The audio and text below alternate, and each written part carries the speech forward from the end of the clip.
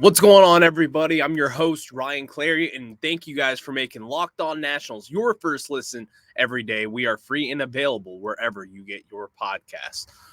So today's show, we're going to continue our player breakdown, and the player that we're breaking down today is 2019 World Series MVP Stephen Strasburg. And guys, what does the future hold for him?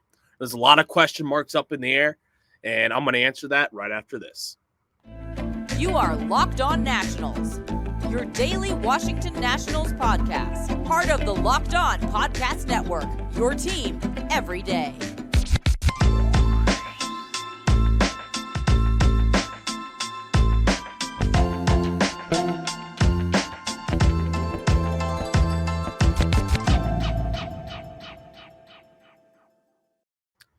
Thank you guys again for tuning in today. It's much appreciated. And, drop a little review while you're at it. I like to read the comments and on a YouTube as well.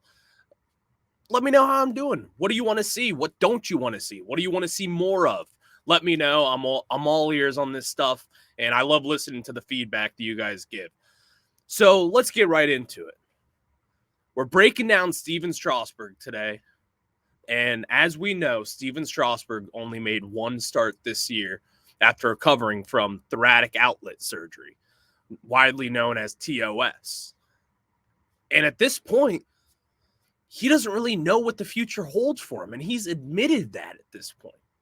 And that's just unfortunate. Mike Rizzo talked about it as well. I'll have those quotes for you coming down the line. But think about it. This was someone who was at the top of the world, winning World Series MVP in 2019 on a contract year. Scott Boras as his agent. He knows he's going to get the most money that he can and the best deal that he can. And he did just that. After winning World Series MVP, he signed a lucrative contract, 7 years, $245 million, which is good for $35 million annually. And now we sit here today in 2022, he makes only one start. In 2021, he makes 5 starts. But when you look back at those starts, it was clear and obvious that that wasn't the Strasburg that we knew, that we grew up loving this guy, being kind of one of our first hopes of this rebuild, and seeing him come up in the majors and did what he did against the Pirates back in 2010 on his debut. It just sucks. It sucks that we're here at this point because we just don't really know what's next for Strasburg. And so what today's show is going to be about is just kind of evaluating the future for Strasburg and what he holds. Does he have anything left in the tank? And quite honestly, I don't know if this is a question that I can even answer because I don't know. He doesn't even know. Mike Rizzo doesn't even know. The surgeons don't even know. And we really we didn't really know what was going on with Stephen Strasburg over the last few months. We knew he was recovering from TOS still. We knew that there was a lot of questions surrounding this as it's still kind of a relatively new injury, sort of. And not really many people have had to battle this. And Stephen Strasburg has had to do just that and kind of just ride the waves. He doesn't know when he's going to be able to come back. And Jesse Doherty, he had an awesome story about this in the middle of September. And he talked with Stephen Strasburg and specifically about this injury and the road ahead of him. And he was just blatantly honest with Jesse and just kind of told him, like, listen, I don't really know what the future holds for me at this point. And I have the exact quotes here from Jesse. And here's one of the quotes that really stuck out to me from Jesse's story. Every time I've had an injury, I felt like I was going to be the best there is coming back, Strasburg told the Washington Post. This is the one that's still definitely a big question mark. Quote, I realize the clock is ticking. It's been almost 3 years since I've been able to pitch competitively, and it's not like I'm getting younger. Now, Stephen Strasburg and the way he kind of is with the media. He's not really an open book. You have to come to him and ask him these questions. He's not going to give you anything. He's not going to give any material to where you're going to be able to write a story on. But this time he did. He told Jesse what he was going through. And with that, what does the future hold for him? That's still a question that's up in the air. And it's honestly a sad one to even talk about. I'm a diehard fan just like you guys are listening at home or riding in the car, wherever you are. It just sucks to admit that we don't know where this road is going to lead us with Steven. Because you think back in 2019, like I said, he was at the top of the world, winning World Series MVP, the organization that he was drafted by first overall in the 2009 draft. He was a massive part of that. And he got his contract that at the time I think was well deserved. It was something to where, he was healthy that year. And we saw when he was healthy, he's still one of the top pitchers in baseball, finishing 5th in the Cy Young race in 2019. Alongside not Stephen Strasburg, alongside Max Scherzer and Patrick Corbin even finishing in the top 10. That was our future. That's what we thought of. And to sit here today on October 12th, 2022, and to see that he only started one game this year, getting paid $35 million annually. And then this story comes out to where he's just blatantly honest and just says, I don't know. He doesn't know what the future holds for him. And Mike Rizzo was on with the Sports Junkies as well a few weeks ago. And Rizzo, quote unquote, said, I don't know. When he was talking with, actually, that was when he was talking with reporters in Citi Field. And he just doesn't know what's next for Strasburg. And that's the frustrating part to where could we be going with this? Is this something to where he just may retire and just may hang him up? He had a great career, obviously. He's still going to go down as a Nationals great. He's going to have number 37 retired, and he's going to have a Stephen Strasburg day that the fans will sell out Nats Park and show up just like we did for Ryan Zimmerman. He's going to have that, and he deserves it. But the thing that sucks is that when he's so special, his changeup that falls off the face of the earth, that fastball where he can just locate it like a pin. That's stuff that we're going to miss as fans, and it sucks to just even admit that. And he admitted it himself that he just has no idea what the future holds for him at this point. And as someone who's trying to do a podcast here, it sucks. It sucks to even just talk about this because I know how much he means to you at home. I know how much he means to me just as a fan watching him every 5 days, going out there, and you know what you're going to get. Stephen Strasburg is amongst the game's most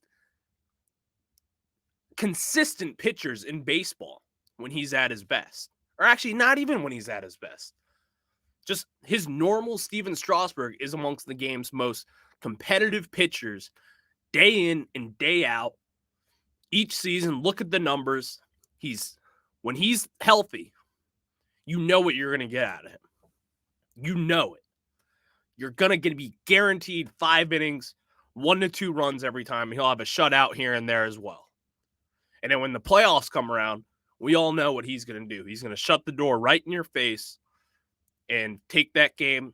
He's going to take command of it, unlike the Commanders. And so we sit here today knowing what's the future, what's next for him. That's something that I'm going to get into a little later in this. But it just, as a fan, I sit here today, and it sucks to say this because where do we go from here? Where do Nationals fans go from here? He signed a contract through 2026, $35 million a year. He has $80 million of that deferred through 2029. The learners, they're deferred money. You all knew that. This is just something to where he doesn't know, the doctors don't know, Mike Rizzo doesn't know, Davey doesn't know, you don't know, and I don't know. And it feels like we're on the brinks of something that where is this surgery, this TOS syndrome that Cole Henry also had, one of the Nationals' top prospects, a second-round pick in the 2020 MLB draft. He's battled this as well. He had this surgery too. It feels like everyone's getting this surgery now all of a sudden. And so this is something that's admittedly not really known. It's kind of new in the medical world, I believe. To where, what does recovery look like? He had a full rib removed from him. He literally gave body parts for this game and for this team. Gave it multiple neck muscles as well. This is someone that's literally giving body parts off his body just to be able to play a game that we sit there and watch not selfishly, but over the past few months, or really over the last year and a half to 2 years, we've all been kind of being like, where's Strasburg? Where's Strasburg? Where's Strasburg? And now that we know that he has this and that he's dealing with this every day, and just when you're a professional athlete and you don't know what the road leads down to, like in this situation with TOS, just imagine how that is for him. Because I know fans are frustrated with it. We're paying him $35 million to be the frontline starter of this Nationals team. And he's a starter that we desperately need. Pitching was our Achilles heel this year. Starting pitching in particular.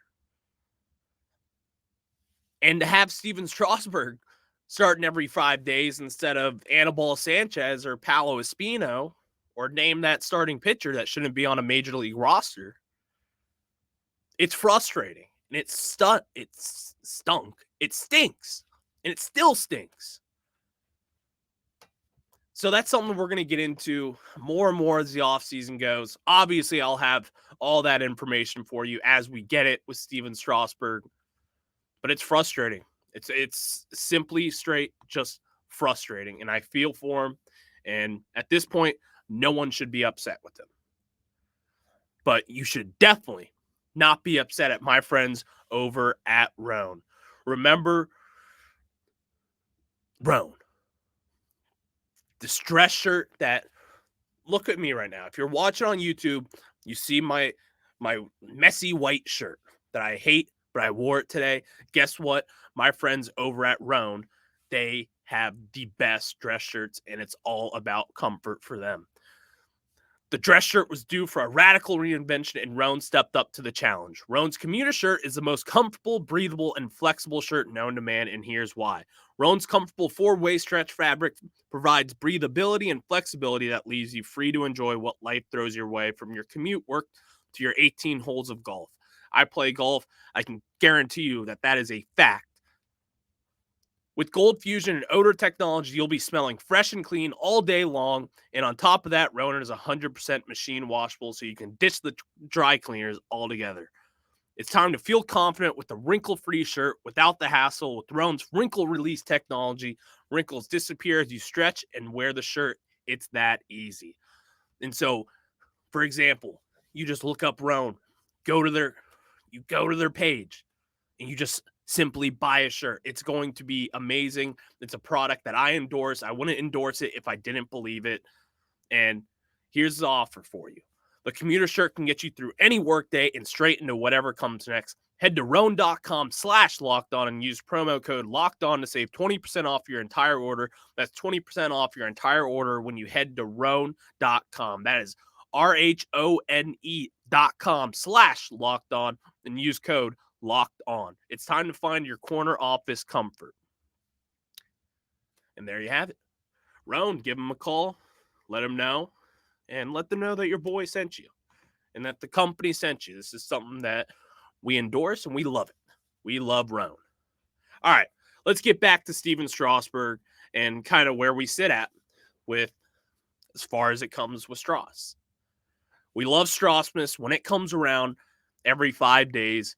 You're jumping out of your seat. It's appointment TV. You know what you're going to get. And just look at the numbers for you. He's had a dominant stretch just his entire career. From 2012 through 2019, this is someone that never had anything above a 3.6 ERA. He had an ERA as low as a 2.52 in 2017 when he had 28 starts, finished third in the Cy Young race that year. He's someone who's going to strike out a ton of hitters as he did in 2014. He led the NL with 242 strikeouts that season. As you see, you know it as a Nationals fan. When this guy is healthy, he's going to give you his best every 5 days. And yes, he's had injuries throughout his career. And that's something that Jesse hit on in his story in the Washington Post. He knows it. His arm has had tons of surgeries. I've lost track of all the surgeries that he's had at this point. And, it's something that's just unfortunate for the whole team, the whole staff, fans, Strasburg. We just don't know where this road is going to be leading us. And it's unfortunate because we know Strauss wants to be out there. And also, that really kind of throws a wrench into everything. After we signed him after we won the World Series in 2019, we all kind of knew that he's going to be coming back here. We knew the learners were going to spend on him rather than Anthony Rendon, because at that time we're like, oh, well, we're not going to spend on Anthony Rendon because we're going to spend on Juan Soto. We now know how that went. And as well as Trey Turner was in that conversation too. Well, we let Bryce walk because of Juan Soto. We let Scherzer walk too, or we traded him because we're going to spend on all these guys. Nope. We spent on Stephen Strasburg, and this is what we have. It's unfortunate because it's really changed the landscape for the Nationals. They spent on this guy to be, he still has a top 5 average annual value in baseball, AAV. He's amongst the game's highest paid pitchers. They spent on him to be frontline ace of the staff, knowing Scherzer was getting older as well. Obviously, he's still dominant. Mets fans can say what they want about that wild card game, but he's still Max Scherzer. He's still going to be out there every 5 days pitching and chucking off that mound. But this is something that Strasburg was our future. He was still the future of the staff. When we paid him, he was 31 years old. Coming off a World Series MVP, he still had time left. We knew that there was a lot of errors with the arm and not really errors. That's not the right word for it. But there was a lot of usage with the arm, surgeries, innings pitched. He had Tommy John back when he was in his early 20s. This is someone who's had a lot of injuries throughout his career. He spent a lot of time on the IL. Missed a lot of time. He hasn't really had a full season to be healthy forever. And to now, after 2019, you feel like you kind of push everything aside and you're like, now this is what we get. A fully healthy Stephen Strasburg. And he's going to be our ace for the next decade. And he's going to retire as a National. And hopefully when we're in the postseason, he's going to be that guy that we're going to toss the ball to on game 1. And he's going to go out there and get a win for us because that's what he does. And if you want to look at the numbers, people want to talk about Madison Bumgarner being one of the better postseason pitchers of all time. Well, let me tell you this. Stephen Strasburg has better numbers than him. Stephen Strasburg in the postseason has a 1.46 ERA. A 1.46 ERA in 8 games started. Think about that. It's people forget about how good he was. He's had a total of 9 appearances. So he came out of the bullpen, which was in the wild card round, back when we had that insane comeback. He came out of the bullpen and he shut the door on the Brewers. He allowed the Nationals to have that crazy comeback in the 8th inning, where Juan Soto cleared the bases, and the rest is history. We all know what happened. Give him the ball in Game 6 of the World Series. He's tipping his pitches the first 2 innings.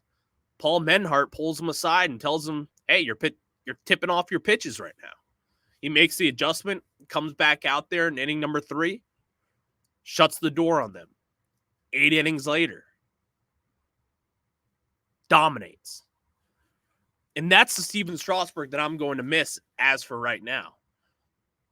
Because when you look at Jesse's story that he put out after talking with Stephen Strasburg, it's tough not to think that, wow, this is a professional athlete who's in his mid-30s. He's had all the success that he could have in his career. He has a World Series MVP. He's been in the Cy Young race every year. He's stuck with one organization, and they've been competitive for the whole decade that he's been here. Obviously, now we're not. But in the Nationals' defense, Strasburg not being healthy is a major part of that. That's 30 starts a year. If he's healthy, that you don't get Stephen Strasburg. And obviously, we know that he's not probably not going to have 30 starts a year. That's just the way that his career has folded for us. And I believe, looking at the numbers, he hasn't had 30 starts since 2019. And then before that, he didn't have that since 2014. And he had consecutive years of 2013 and 2014. And that's been it. He's only made 8 starts since he won World Series MVP. And that's just the sad reality where we are today. Where who knows with Stephen Strasburg? What's the future hold for him? What's next for this guy? And it's the wait and see game. Because I can guarantee you this, if you have a healthy Strasburg, this team is not the worst team in baseball this year. I can guarantee you that. And who knows, just having a veteran presence there like that, someone who doesn't really have to focus on rehab on a day in, day out basis the way that he's had over the last few years. When you have that presence in the locker room, when you're going on trips, he's going to teach all these young guys kind of the lessons that he's learned throughout his career from guys like Max Scherzer, Jordan Zimmerman, Gio Gonzalez, name them. Doug Fister. And so he was just going to pass that tradition on of Nationals pitching. This organization has had great pitching, great starting pitching in particular, and he's at the forefront of it. And so it sucks that, as I do this season breakdown, it's tough to simply break down this season for him. He had one start, and in that one start, he got rocked. Let's be honest. He got rocked. In 4 2/3 innings pitched, he gave up 8 hits and 7 earned runs, gave up a home run, walked 2 batters, only struck out 5, which is very not Stephen Strasburg-like, as you know. That's just not him. As I touched on earlier, there's a debate over the last decade between who's the most consistent pitcher in baseball. Stephen Strasburg is 100% in that conversation. And if he pitches 25 games for the Nationals in 2022, I say we're probably the 6th or 7th worst team in baseball rather than the worst team in baseball. Because you have to take into account, the team sucks. We know that. We know that the roster wasn't competitive. But when you had Juan Soto in the lineup, Josh Bell in the lineup, and then you have Stephen Strasburg on the mound, that's a tough game to win. It's just tough. You only really need 2 to 3 runs to win that game with the healthy Strauss. And that's the whole unfortunate thing about it. But I can tell you this, something that's not unfortunate is my friends over at Built Bar. If you haven't tried Built Bar Puffs yet, you are depriving yourself of one of life's greatest joys. And guess what? There's a new flavor. Ready? Delicious, indulgent cookie dough. Covered in chocolate. That's right. Built has done it again. Let me introduce you to your new favorite. Cookie dough chunk puffs have a light and chewy texture, real cookie dough chunks, and of course, they're covered in 100% real chocolate. Cookie dough chunk puffs are only 160 calories and have a whopping 15 grams of protein in them. Like all Built Bars, the new cookie dough chunk puff is covered in 100% real chocolate. That means they're healthy and tasty. Chocolate-covered cookie dough with a light, fluffy texture. So good. You're going to love the new cookie dough chunk puff, whether you need a snack for your workout, a late night treat, or just need to grab a quick bite. Built is a perfect protein bar, and they taste better than a candy bar. Dish the calories, fat, and sugar. Grab yourself a Built bar. Go to Built.com, use promo code LOCKEDON15, and get 15% off your first order. Use promo code LOCKEDON15. All right, back to Stephen Strasburg now. Mostly winding up this podcast. And I just want to wrap this up by saying, don't be mad at Stephen Strasburg for this. Because I'm not going to lie, I was over the last few years. I was frustrated. I'm a fan that wants to see him be successful with this team and to really kind of take command of the role that he was going to be pitching in.